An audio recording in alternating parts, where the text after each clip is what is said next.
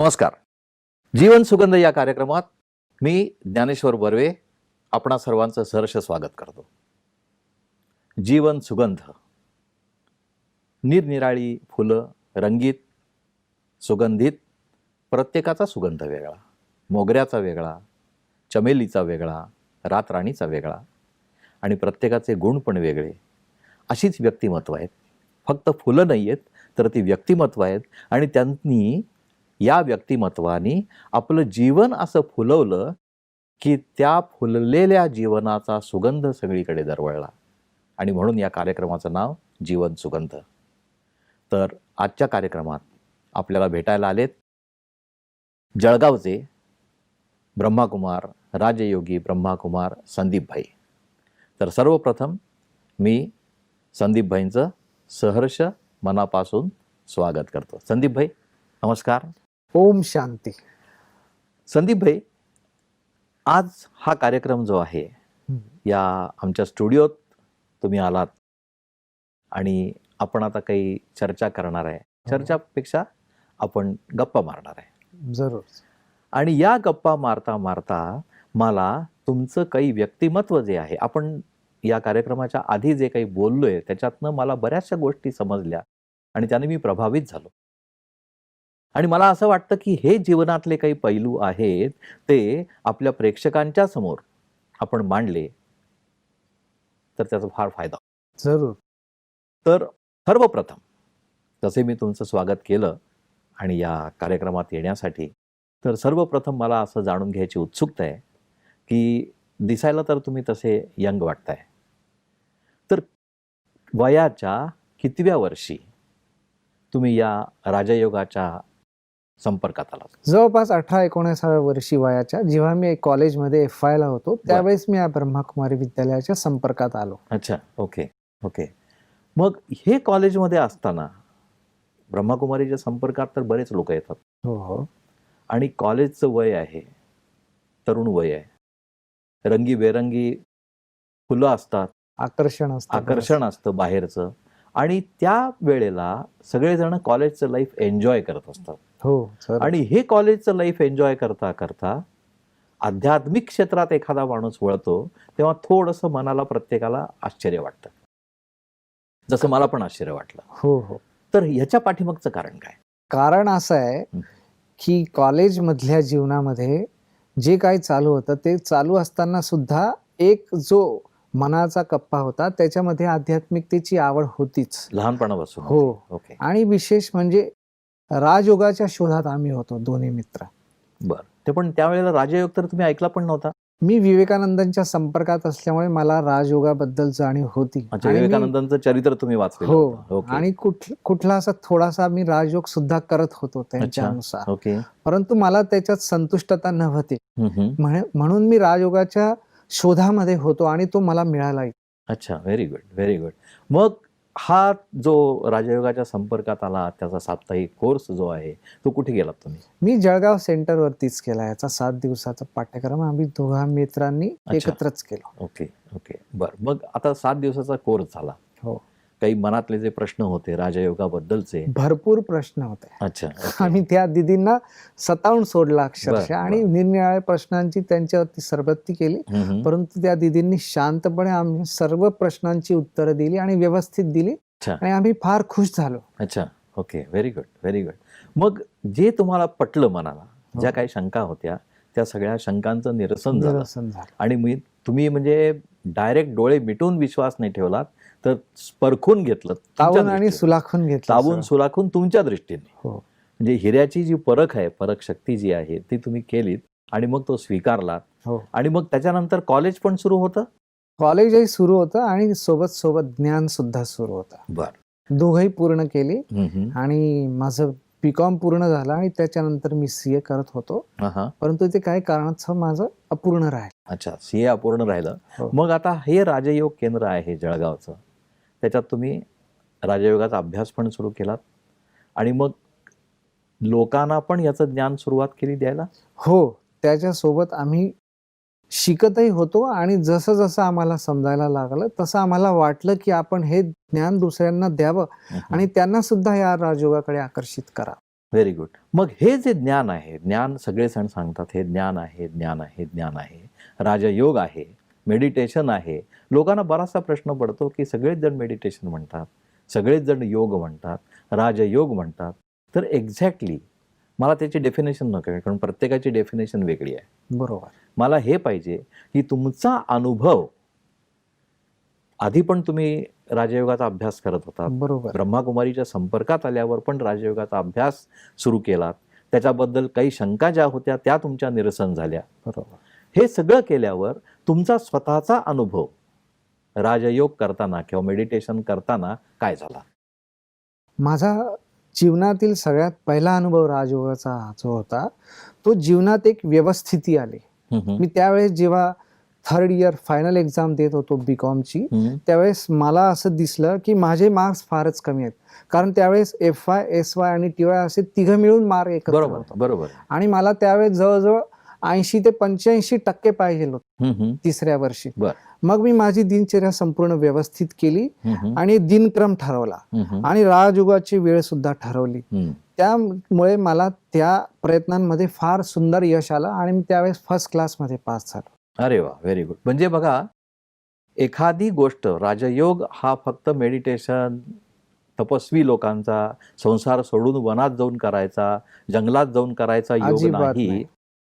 तुम्ही कॉलेजमध्ये असताना पण, हो. कॉलेजचं लाईफ एन्जॉय करत असताना पण हा राजयोग करता आणि त्याचं उपयोग जो आहे हा. तो आहे तुमचं स्वतःचं वैयक्तिक जीवन, मग शैक्षणिक असून दे किंवा नोकरी करत असताना असून दे, ते सफल होतं आणि ते छान यशस्वी होतं. व्यवस्थित होतं जीवन आपलं. Very good, very good. म्हणजे सगळं नीटनेटकं राहतं. इतस्तता पसरलेलं जे असतं, अस्ताव्यस्तता समाप्त होते.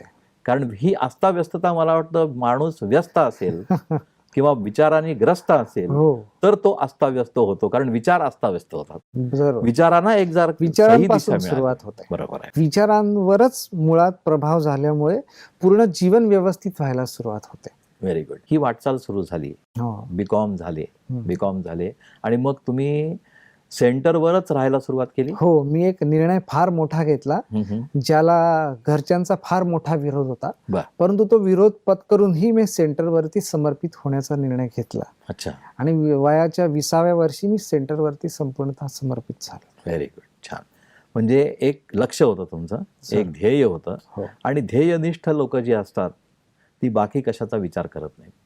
आणि बऱ्याच वेळेला आपण असं म्हणतो की संन्यासी असेल, ब्रह्मचारी असेल तर त्याचा उदो करतो, त्याचं पूजनीय वंदनीय वाटतो, पण आपल्या घरात जर का झाला तर तो नको असतो. पण नकोसा वाटतो त्याला, बरोबर आहे. की हा निर्णय कसा काय घेतला होता. Yes, very good. पण तरीही तुम्ही डिटरमाइंड, म्हणजे मनोनिग्रह जो आहे त्या दृष्टीनं तुम्ही हा निर्णय घेतलात.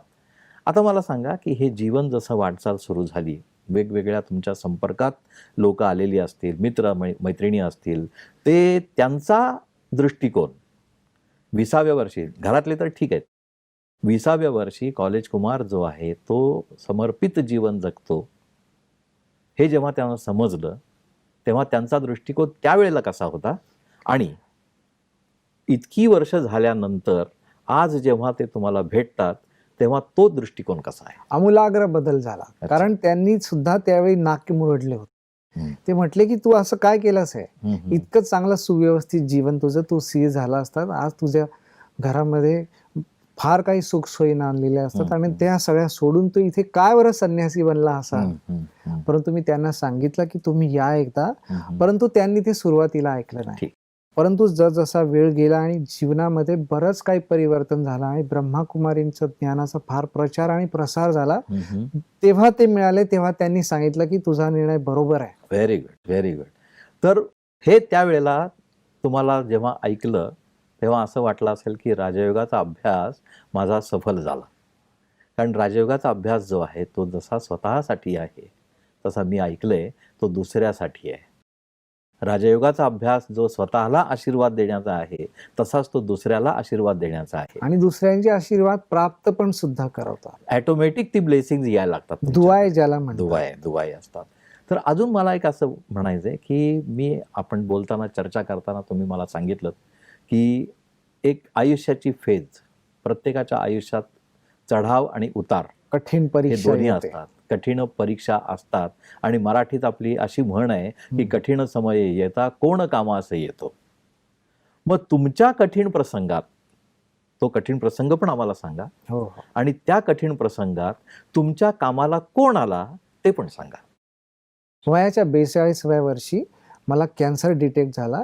जेव्हा डॉक्टरांकडे सिटी स्कॅन आणि MRI केलं गेलं, डॉक्टरांनी मला सांगितलं नाही डायरेक्ट. अच्छा, त्यांनी माझ्या मित्राला पण सांगितलं. हे सिटी स्कॅन काय झालं काय एक्झॅक्टली तुम्हाला?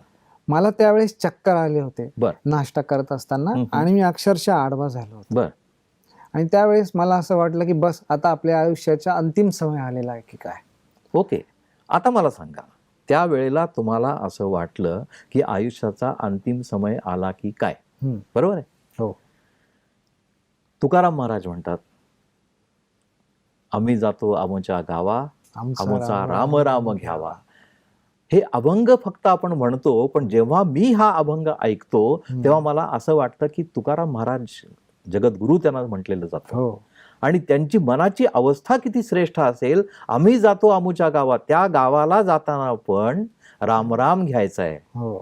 अंतसमयी प्रत्येकाच्या मनात आणि प्रत्येकाच्या ओठात राम असेल तर आपण म्हणतो हे खूप पुण्यकर्म आहे. पुण्यकर्म आहे. आणि असं तुकाराम महाराज यांनी म्हटलं, आम्ही जातो आमुच्या गावा, आमुचा राम राम घ्यावा.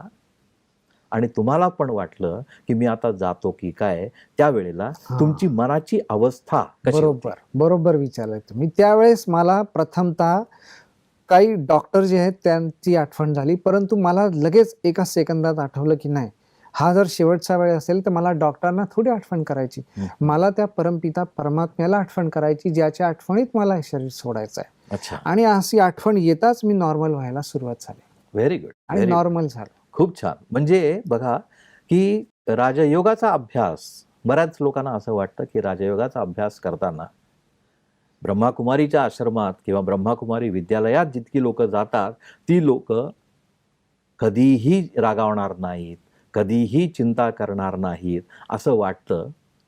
किंवा ब्रह्माकुमारीच्या जीवनात ब्रह्माकुमारींना जे बाकीचे लोक बघत असतात ते कदाचित असा विचार करत असतील की ब्रह्माकुमार आहेत, ब्रह्माकुमारी आहेत म्हणजे त्यांना क्रोधावर नियंत्रण मिळवलेलं आहे, चिंतामुक्त झालेले आहेत, ते कधीही रागावणार नाहीत वगैरे वगैरे. पण मला असं वाटतं की शेवटी प्रत्येक साधक आहेत, प्रत्येक पुरुषार्थी आहेत, अभ्यासू आहेत, प्रयत्न करतात. आणि त्यामुळे याचा फायदा असा होईल, मी या दृष्टीनं न बघता असं बघतो की एखादा ब्रह्माकुमार किंवा ब्रह्माकुमारी जरी रागावले किंवा चिंता एखादी स्पर्श जरी करून गेली तरी सावरण्याची शक्ती जी आहे जरूर ती खूप आहे. कारण मला असं अजून वाटतं की दोरीवरून सर्कशीत एक माणूस चाललेला असतो, त्याच्या हातात काठी असते, बॅलन्स करत आणि असतो तो बॅलन्स करत असतो, तर लोक असं म्हणत नाहीत त्याचा बॅलन्स गेला, नाही, लोक balance म्हणतात त्यानं करत असतो. बॅलन्स केला. बॅलन्स. आणि हा बॅलन्स जो आहे तो मला तुमच्या शब्दातनं समजला की त्याच वेळेला तुम्हाला वाटलं ठीक आहे थोड्यासा एखाद्या क्षणापुरतं झाला असेल की मी आता जातो की काय, पण तुम्हाला परमात्म्याची आठवण आली. खूप इंटरेस्टिंग आहे. पुढे काय झालं? त्यानंतर सिटी स्कॅन केला आणि MRI सुद्धा केला. त्यानंतर ही गोष्ट समजली की ब्रेन ट्युमर आहे. बर, जवळजवळ 1.5-2 इंचाचा तो ब्रेन ट्युमर होता, जो 3rd मधून 4th स्टेजमध्ये जात होता. अरे बापरे. ही सिरियस गोष्ट होती, परंतु मी हल्लो होतो आतून. परंतु समजलं की ही आपली परीक्षा आहे आणि राजयोगाने आपण ज्या अनेकविध व्याधींवरती विजय मिळवतो असं लोकांना सांगत आलेलो आहे. आता आपल्यावर वेळ आलेली आहे की त्याच्यावरती आपण विजय मिळवून दाखवावा. अरे वा, व्हेरी गुड. म्हणजे तुम्हाला एक आतून चॅलेंज आला. बिलकुल. Very good, very good. ही परीक्षा आहे आणि त्या परीक्षेत सुद्धा आपल्याला पास विथ ऑनर व्हायचं आहे, फर्स्ट क्लास पास व्हायचं आहे. हा निश्चय मी त्यावेळेस केला. आणि ह्या निश्चयाला लोकांची साथ मिळत गेली. यथावकाश ऑपरेशन झालं आणि त्यानंतर ऑपरेशन नंतर किमोथेरपी करतात आणि रेडिओथेरपी सुद्धा करतात. परंतु दिसला असं की ऑपरेशन नंतर जो थोडासा भाग राहून जातो तो ह्या थेरपीने काढला जातो, परंतु तो निघत नव्हता. ओके, म्हणजे केमोथेरपी केली जवळजवळ 42 किमो केले आणि तितकीच रेडिओथेरपी सुद्धा केली. पण ती खूप पेनफुल असते असं मी ऐकलं. पेनफुल असते, अक्षरशः सगळे केस चालले गेले होते आणि वजन जवळपास 15 किलो कमी होऊन गेले. सगळे केस निघून गेले ते तुमचे? हो. अच्छा, ओके. वजन कमी झालं? वजन कमी होऊन गेलं. हो, बर. मग त्याच्यानंतर काय केलं? मग मला असं मी सूरजभाईंचे क्लासेस ऐकत असतो. मग काय झालं पुढे? त्यांच्या क्लासमध्ये मी एक ऐकलं होतं की हम्म. त्यांना डायबिटीज डिटेक्ट झाला होता हम्म. आणि त्यांनी तो चॅलेंज म्हणून स्वीकार केला आणि सांगितलं की मी याला संपूर्णतः घालून अच्छा. दाखवेन. सूरजभाईंना डायबिटीस होता, हो हो डिटेक्ट झालेला होता डिटेक्ट झाला आणि त्यांनी तो चॅलेंज स्वीकारला. स्वीकार केला. अरे वा, हे मला तर टोटल नवीन आहे. हम्म. Very good. मग मग मला असं कळालं की त्यांनी त्याच्यावरती विजय मिळवला आणि मी असं ठरवलं की मला त्यांना भेटलं पाहिजे आणि त्यांनी काय प्रयोग केला हे विचारलं पाहिजे. अच्छा. त्याच्यासारखाच आपण प्रयोग करूया आणि याला राजयोगाच्या प्रयोगाने आता घालवूया. अरे वा, व्हेरी गुड, वंडरफुल, खूप यथावकाश इंटरेस्टिंग आहे. मी त्यांना भेटलो आणि हम्म. त्यांनी सांगितलं की कुठल्या प्रकारे त्यांनी तो घालवला अच्छा, कसं काय आणि घालवलं मला त्यांनी? सुद्धा प्रेरणा मिळाली. अच्छा. त्यांनी राजयोगाच्या अभ्यासाद्वारे आपले जे कमकुवत इंद्रिय असतं, जे पॅनक्रियाज आपण त्याला म्हणतो, जे शुगर ऍब्झॉर्ब करत असतं, त्याला एक प्रकारे हात ठेवून त्यांनी आज्ञा दिली की तू आपलं कार्य सुरू कर बाबा आता. हो. आणि राजयोगाच्या सकाशद्वारे त्यांचं ते कार्य सुरू झालं आणि डायबिटीस समाप्त होऊन गेला. म्हणजे मी आतापर्यंत ऐकत होतो की कॉम्प्युटरमध्ये हार्डवेअर असतं आणि सॉफ्टवेअर पण असतात, त्या वेगवेगळ्या कमांड असतात आणि ते सॉफ्टवेअर स्ट्रॉंग असेल तर हार्डवेअर पण बऱ्याच वेळेला ठीक होतं का नाही मला माहित नाही, पण इथलं जे हार्डवेअर आहे ते हार्डवेअर ठीकच असतं, परंतु ते सुयोग्य पद्धतीने काम करत नसतं कारण त्याला सॉफ्टवेअर मध्ये काही बिघाड झालेला असतो. Very good, very. मग हे सॉफ्टवेअर तुम्ही ठीक केलं? हा, एक प्रकारे एक अँटीव्हायरस टाकून त्याला आपण ठीक करतो अच्छा, आणि त्याला घालवतो. त्या प्रकारे व्हेरी गुड. मी ब्रेन ट्युमर जिथे होता त्याला आज्ञा केली की बाबा रे, तुझी जागा ही नाही आहे, तू इथून निघ बरं आता. अच्छा. आणि हे तो किती वेळ प्रयोग केला? थोडंसं मला हे डिटेलमध्ये सांगा, कारण बघा, हा कॅन्सर हा असा रोग आहे की ज्याला कॅन्सर होतो त्याला समजतं त्याचं दुःख काय आहे. हो. असे कित्येक पेशंट आपल्या आहेत, भारतीय बांधव आहेत, भारतातलं नाही जगातले आहेत, की ज्यांना हा कॅन्सर झालेला आहे आणि ते खचलेले आहेत मनाने. हो, त्या खचलेल्या मनाला उभारी देऊन जर का त्यांना हा विश्वास निर्माण केला की हा कॅन्सर जिवंत उदाहरण तुमच्या डोळ्यासमोर आहे, कॅन्सर बरा होऊ शकतो, काही काळजी करू नका, तर त्यांना किती आनंद होईल. केवळ कॅन्सर नाही की जे विकार असे आहेत जसे की हार्ट अटॅक आहे, कॅन्सर आहे, डायबिटीज आहे, त्यांनी हा विचार करायला हवा की हे माझ्या जीवनामध्ये फार मोठी परीक्षा आहे आणि मला ही परीक्षा पास व्हायची आहे आणि राजयोगाद्वारे ह्या परीक्षेत आपण पास होतो. असे भरपूर उदाहरणं या व्हेरी राजयोगामध्ये गुड. पण आहेत. आपण तुमचंच उदाहरण जे आहे, जिवंत उदाहरण, कारण तुम्ही त्याचा अनुभव घेतलाय. मग हे जेव्हा कमांड द्यायला सुरुवात केली तुम्ही, त्याच्यासाठी विधी काय होता हा सांगाल का? आम्ही राजयोगी सर्व सकाळी अमृत वेळेला 4 वाजता योगाभ्यास करतो ओके. आणि संध्याकाळी सुद्धा करतो. तर ह्या राजयोगाच्या अभ्यासानंतर जवळजवळ 1 किंवा 2 मिनिट या हाताद्वारे अनुभव केला की एक सकाश किंवा परमात्म्याची लाईट येते आहे आणि ती लाईटद्वारे हा जो राहिलेला थोडासा कॅन्सर आहे तो नष्ट होत आहे.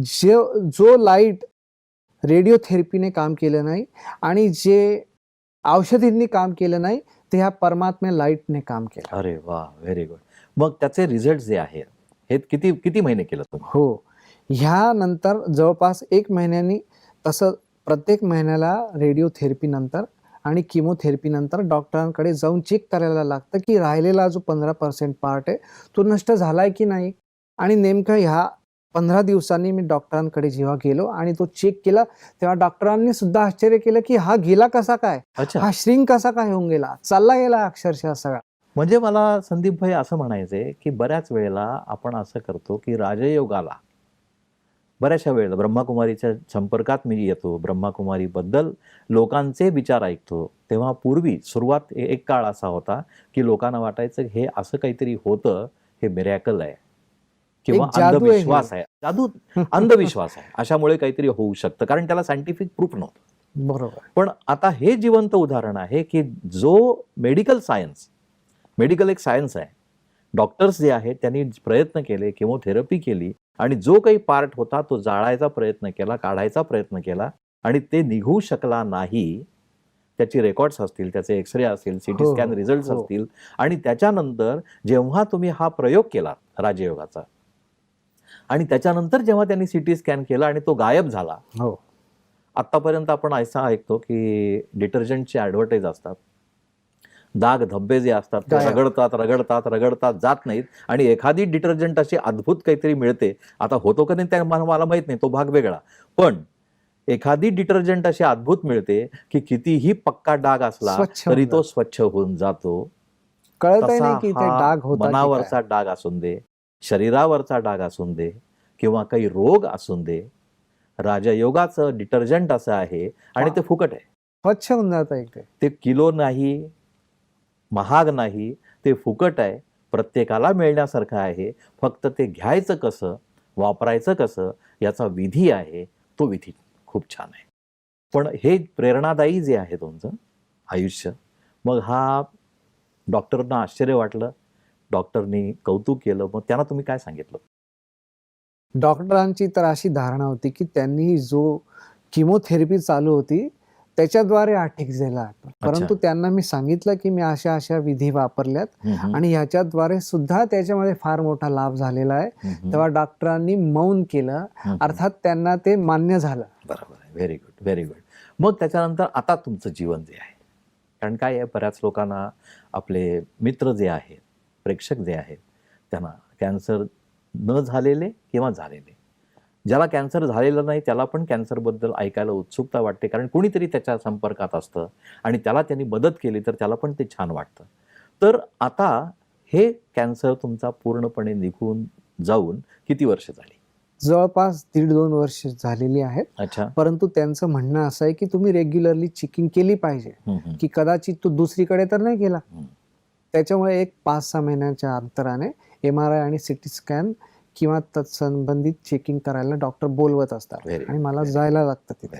म्हणजे मला वाटतं याच्यातनं आपण जे चर्चा केली त्याच्यातनं संदेश हा आपण घेऊ शकतो आणि आपल्या प्रेक्षकांना पण देऊ शकतो तुमच्याद्वारे, की एखादी व्याधी, असाध्य रोग जरी झाला तरी मनाने खचून जाऊ नका. ज्याला सर्वजण भजतात, ज्याला सर्वजण धुंडाळतात, तो तुमच्या साथीला आहे, त्याला जवळ घ्या. मनाला आपल्या कमांड कसा द्यायचा ते राजयोगाद्वारे शिक्षण घ्या आणि तुमचं जीवन अजून आनंदी बनवा. आणि फक्त जीवन तुमचंच आनंदी नका बनवू, अनेकांचं त्याचा जीवन सुगंध जो आहे तो सगळ्यांना द्या आणि त्यांची पण मन सुगंधित करा. खूप छान. तर आता 1.5 वर्ष झाली तुम्ही व्यवस्थित जीवन जगताय, त्यावेळेला पण तुमचं जीवन चांगलं झालं असेल. तर आता याच्यानंतर तुमच्या डोक्यात काही प्लॅन्स आहेत?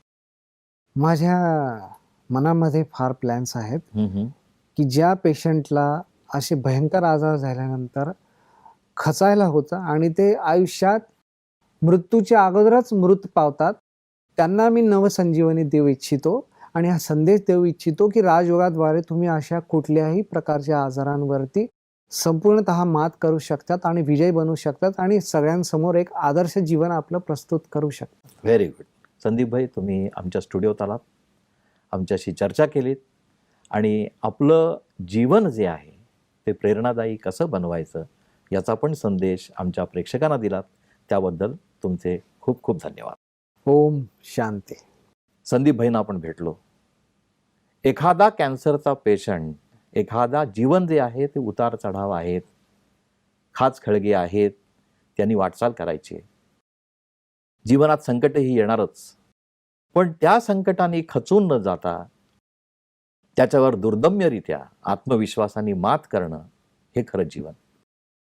आणि ते जीवन कसं जगायचं हे संदीप भाईने आपल्याला दाखवलं. तर मित्रांनो, हा सुगंध तुमच्यापर्यंत पसरलाय.